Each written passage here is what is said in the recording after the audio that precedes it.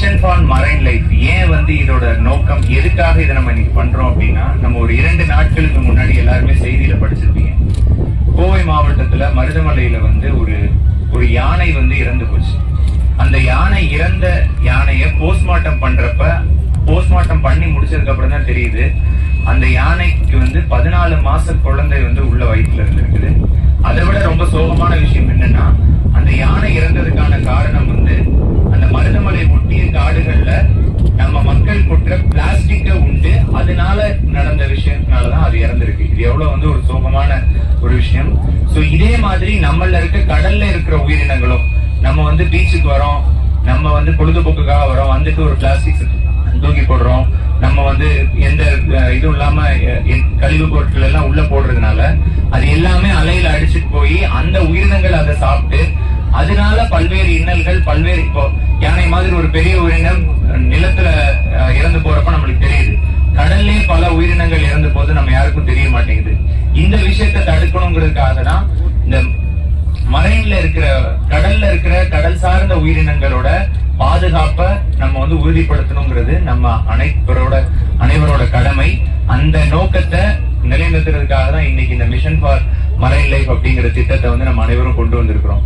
So இந்த திட்டத்துக்கு ஒரு நம்ம முதலமைச்சர் அவர்களான தமிழ்நாடு அரசு அந்த மட்டும் நம்ம மாவட்ட நிர்வாகம் மட்டும் இதை செய்யவே முடியாது. இதை செய்யணும்னா பொதுமக்கள் அனைவரும் இதை ஒரு இயக்கமா, பொதுமக்கள் இதை ஒரு நோக்கத்தோட ஒரு இயக்கமா இதை செஞ்சா மட்டும்தான் இதோட நோக்கம் நிறைவேறும்.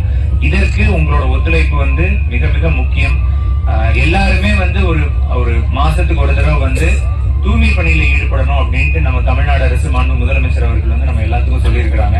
அது மாதிரி நீங்களும் இதை செஞ்சீங்கன்னா இன்னும் பெட்டரா இருக்கும். அதே மாதிரி திருவள்ளூர் மாவட்டத்துல கோஸ்டல் லைஃப் மட்டும் இல்லாம பல்வேறு விஷயங்கள் நம்ம பசுமைக்காக பல்வேறு விஷயங்கள் நம்ம செஞ்சுட்டு இருக்கோம். நம்மள வைல்ட் லைஃப் வார்டன் இருக்கிறாங்க.